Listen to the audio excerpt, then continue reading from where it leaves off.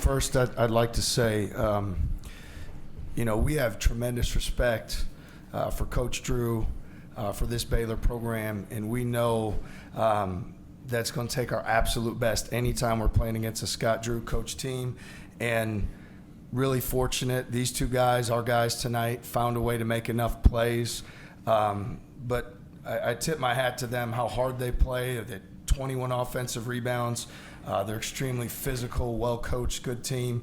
And, we're just fortunate in that second half to separate a little bit, make enough plays, and be able to convert late to come out with the win.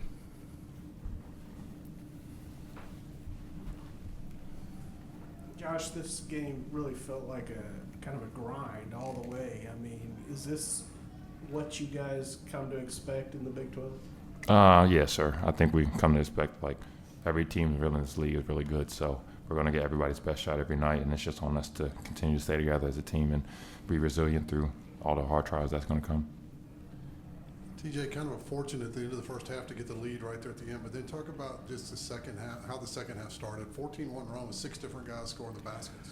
Yeah, I think it was a huge shot Joshua made just before the half, and I think there's a different psyche when you go into the locker room and you're in front, and I think that was a huge momentum play that carried into that second half. And then, really, proud of our guys, because I think we've been a team that when we've come out of the locker room that we've really adjusted to what's happened in the game, and then defensively been able to ramp it up, and that's what happened to start that second half. And then we were able to convert some points off of our defense, and it was impactful to set the tone for that half. And so, again, it's credit to these guys for how they work every single day, and their intelligence, their competitive spirit, and ability to come out in the second half and to go on a run like that against a really good team, a really well-coached team. Just proud of our guys.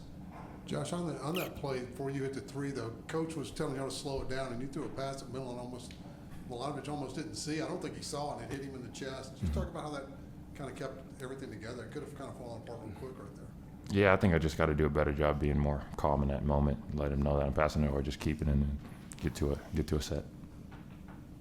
TJ, there were moments last year where you kind of lamented offensive struggles affecting the way that your team plays defense. How pleased were you to see that not be the case today?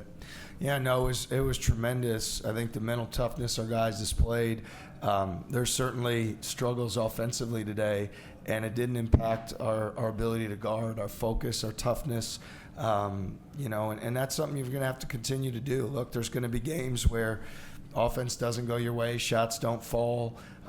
We try to prepare our guys to be successful, in the face of adversity, and we certainly had a lot of adversity in that first half and at points in the second half. So I think it's really just a credit to the togetherness and the work ethic and the character of our guys to not allow, when things don't go our way offensively, for that to impact our defense.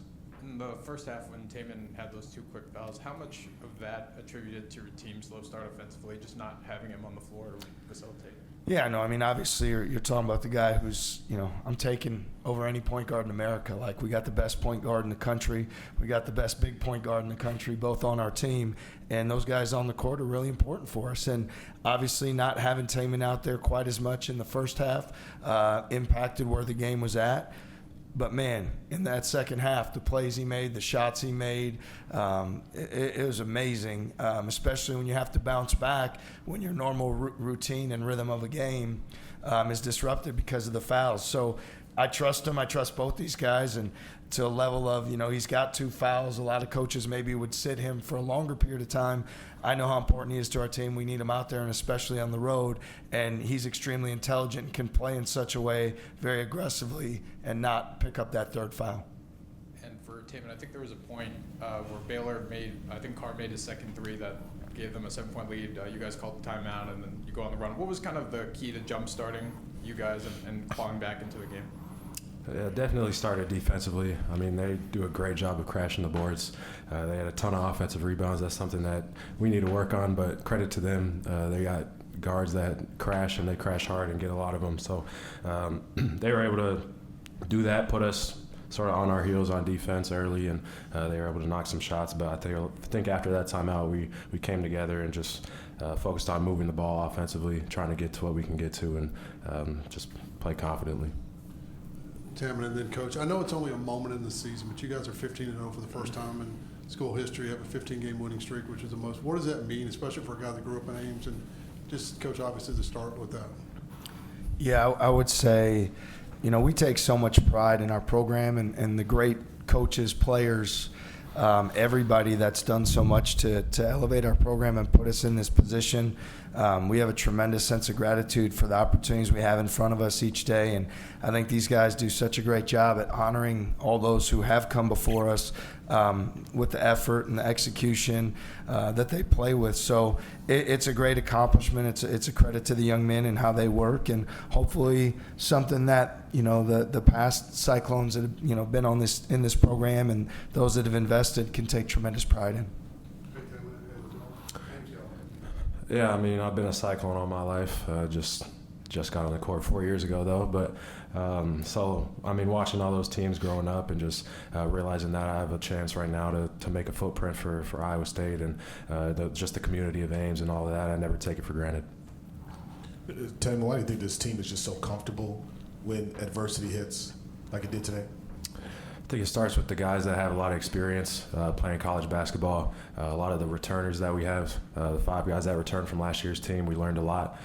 So I feel like it starts with us, and we got freshmen that are super involved in our team, and they got great attitudes. They learn super quick. So it's just putting everything together, and we've just been connected, and we go through the ups and downs together.